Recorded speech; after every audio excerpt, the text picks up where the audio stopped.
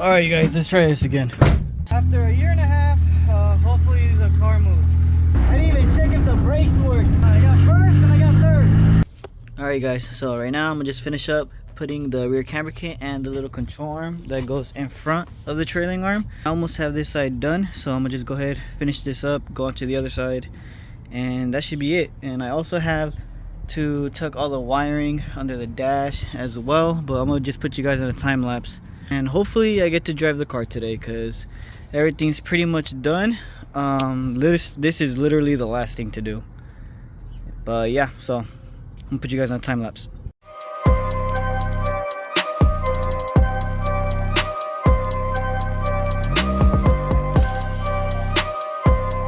Well you guys, I don't know if you guys could tell in the video, but I was struggling a little bit. And that's because I had to do that. So the bolt that goes right here got loose and it was just moving back and forth, and when I would put that bolt through, it wouldn't line up with the nut because inside of there's a nut welded to the chassis, but it got loose. So every time I tried putting the bolt through, the nut would be in a different area.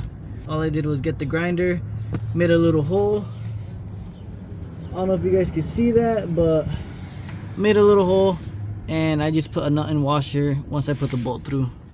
And then once I put the camber kit on, the inside where the threads are at got all stripped. So it took me like 15-20 minutes trying to figure that out. I was about to go to the hardware store and see what I would find, but I found a 15mm bolt because they are 14s. So I found a 15mm and I put that one in and it's good now. I did put on the wheel, but instead of it sitting like straight like this, it was pointing out. I'll put a picture up on how it looked. And this was the problem. So if you're switching the little control arms in the front, you're gonna want to make sure this is in the same position when you took it off, because I put it over here all the way to the end. That's what was making it point out. Then I put it all the way to the inside and it was just pointing inside. So I just went ahead, put it in the middle, and it worked out. But just so you guys know, make sure if you guys replace this, take a picture on how it looks like when you take it off.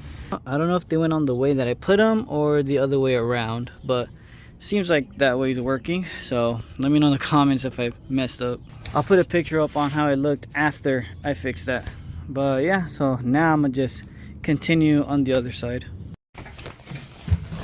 Alright guys, well I got everything done. I still need to fix all this wiring that's just hanging, but I'm gonna fix that as soon as I pull the car out because I could barely open the door, so I can't even get under the dash pretty good. But for right now, I'm gonna just take this little gate out in front of me, and just meanwhile I'm gonna have the car warm up, make sure everything's bled, and my clutch feels weird. There's probably still air in the system, so I gotta bleed it again. But let's turn it on. Alright, well I'm gonna just attempt moving it like an inch forward. I don't know what's gonna happen. Well, my gears don't go in, so something's wrong with my clutch. Alright you guys, let's try this again. So I opened up the little gate and the gears do go in now. They just felt a little too notchy, so I thought they weren't going in when the car was on. Alright, so after a year and a half, hopefully the car moves. So it's in gear. I should have put the window down.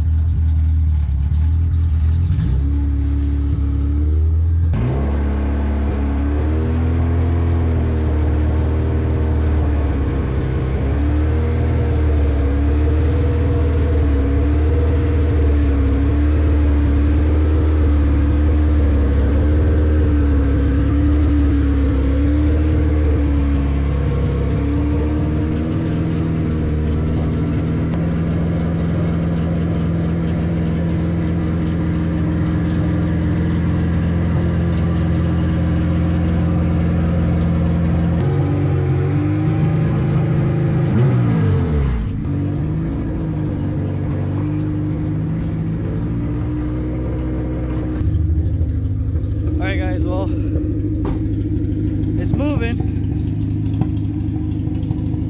I do not have reverse though. No reverse, so I gotta mess with the cables. I had to keep moving the car back and forth by hand, as you guys saw in the video, but yeah, she's finally moving under its own power.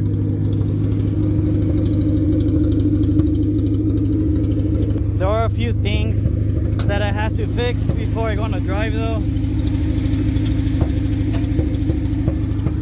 So I don't have a coolant reservoir, so I'm using that for right now. I also gotta fix charge harness. Meant for it to go under the brake line, but I went over, so I gotta disconnect it and just route it under, so I gotta fix that. But other than that, she's ready. Now I gotta send it to get painted and get a roll cage. And this is where it was for about 1.5 years. So gotta clean up all this mess, pressure wash that. Also, I can't tell if it's gonna get hot or not, but I have the fan on, so hopefully it doesn't heat up. I did order the gauges for oil pressure and the temperature sensor, but that doesn't get here until 2 more days. But I'm pretty sure we'll be fine. I don't think it's gonna overheat. Radiator's pretty big, there's no leaks. But yeah, I'm gonna just clean the window because obviously it's pretty dirty. Put the GoPro and we'll go on a drive.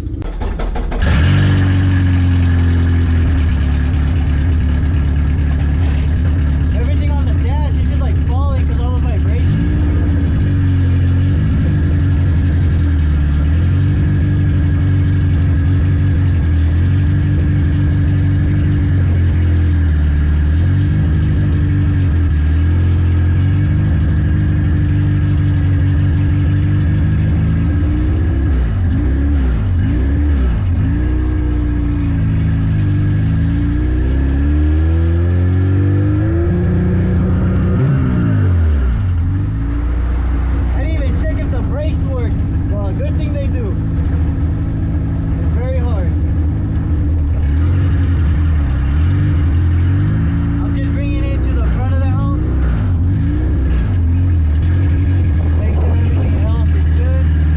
Well, I don't got reverse, so I'm gonna have to pull the car backwards.